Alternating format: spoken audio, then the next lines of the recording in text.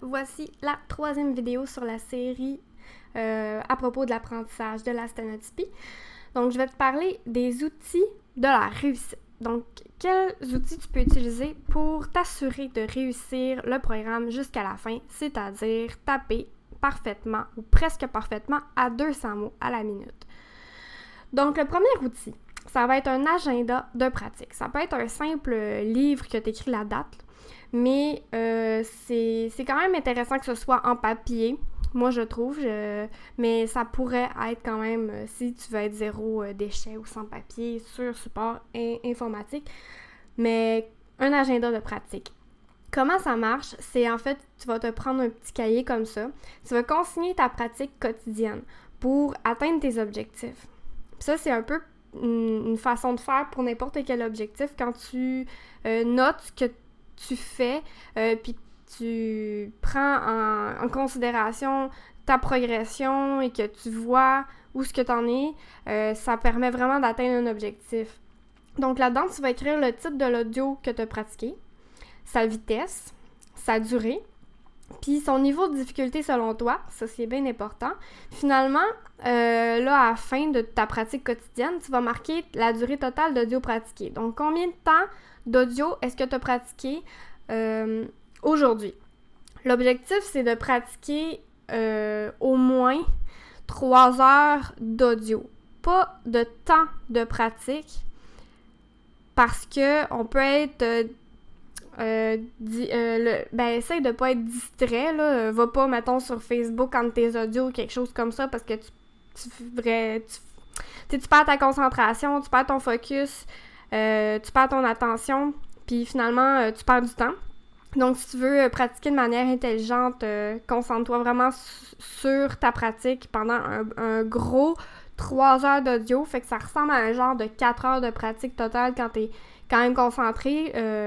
Si on considère que tu vas noter dans ton cahier, ça je vais en parler tout de suite après, mais dans ton cahier, tes hésitations, si on considère que tu vas relire tes notes de temps en temps, donc un 4 heures de pratique, ça c'est en moyenne. Fait que si, mettons, il y a une journée que tu pratiques juste 2 heures, ben le lendemain, tu peux pratiquer un peu plus, ou la fin de semaine, te faire une plus grosse séance de pratique, mettons, tu travailles pas la fin de semaine, des choses comme ça.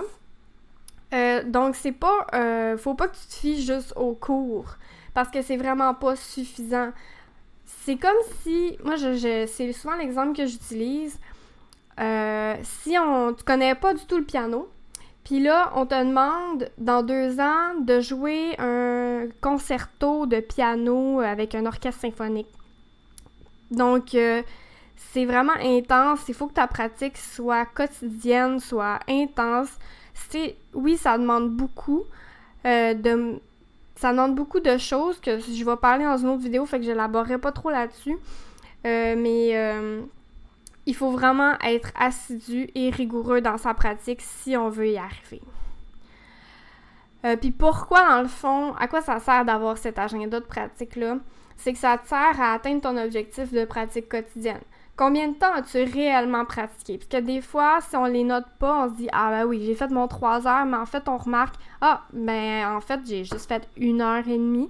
Donc, c'est quand même une grosse différence entre ce qu'on pense qu'on a fait et ce qu'on a fait réellement. Fait que là, tu vas voir exactement ce que tu as fait. Ça va permettre aussi de cibler tes difficultés pour les travailler plus. Fait que tu vas voir que l'audio, mettons, tu l'as noté difficile, ben là, c'est cet audio-là que tu vas repratiquer. Tu ne repratiqueras pas les audios que tu vas avoir notés faciles.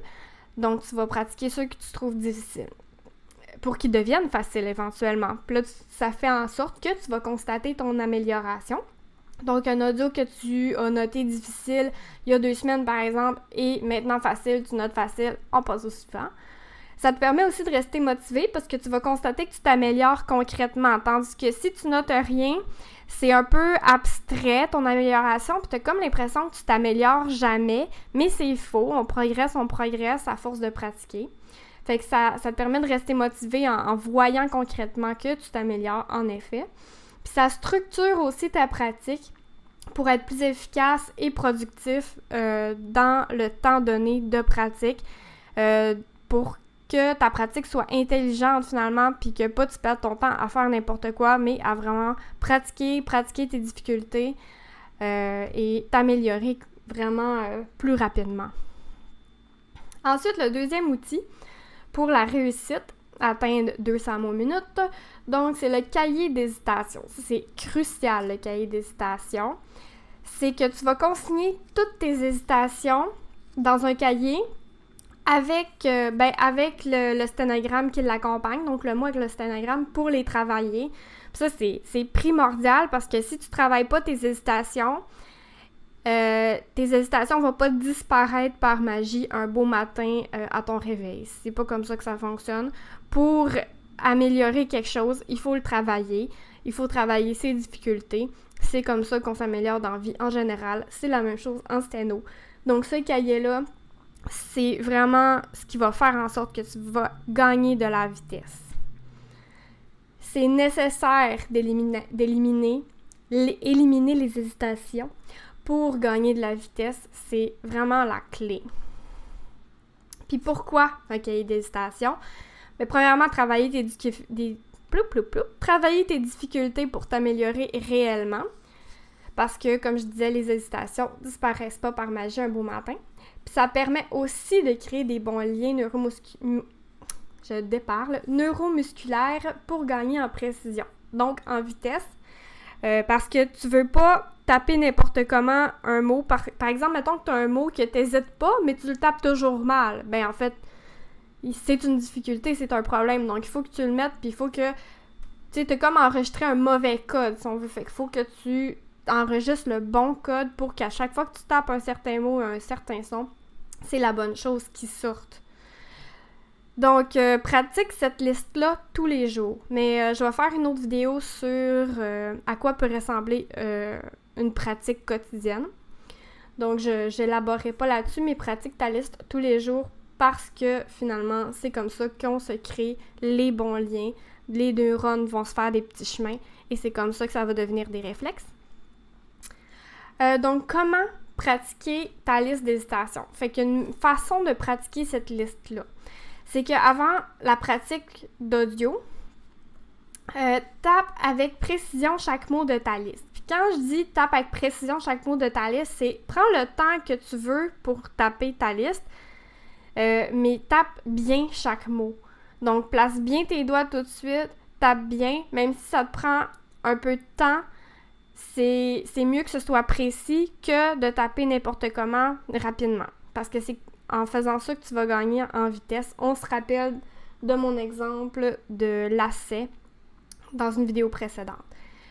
Puis, à l'ajout d'un nouveau mot, en fait, tu vas taper ta liste en insérant le nouveau mot entre chaque mot de ta liste. Donc, de cette manière-là, tu vas pratiquer à chaque fois tous tes mots, tes hésitations, mais en même temps, tu vas driller, donc tu vas encore plus taper le nouveau mot que tu viens d'ajouter. Puis ça va aussi permettre d'éviter que ta liste devienne soit toujours dans le même ordre. Parce qu'à chaque fois que tu insères un mot, tu vas insérer ce mot-là entre chaque mot de ta liste. Comme par exemple, ici, à droite, mettons que j'ajoute le mot anéantissement, ben ça va devenir, quand je vais taper ma liste en ajoutant mon mot, je vais taper indépendance, anéantissement. Indéfinissable, anéantissement. Réhabilite, anéantissement. Donc, on comprend l'idée. Donc, c'est vraiment une méthode super efficace en temps et en efficacité, en fait, pour améliorer tes hésitations, pour plus que ce soit une hésitation, pour que ton réflexe soit plus endurci, si on veut, là, que ton lien neuromusculaire soit plus fort. Puis qu'est-ce que ça donne, cette méthode-là? Ça fait que ça met plus d'emphase sur tes difficultés. Donc, ça, c'est un gain de temps, si on veut. C'est une manière intelligente de pratiquer. C'est un plus grand nombre de répétitions avec précision pour faire les bons réflexes neuromusculaires. Ça va driller ton nouveau mot à son insertion pour l'imprimer comme il faut dans le cerveau tout de suite en partant. C'est une nouvelle séquence du positionnement des doigts, donc ça évite un ordre figé des mots. Puis c'est une revue constante des autres mots afin de les rendre automatiques et éradiquer l'hésitation. Et le secret, la répétition précise. Pratique, pratique, pratique. Voilà, j'espère que ça va rentrer tranquillement dans le cerveau. La pratique, la pratique, la pratique. Et voilà, c'était la fin de cette vidéo. Merci beaucoup pour ton écoute et à la prochaine.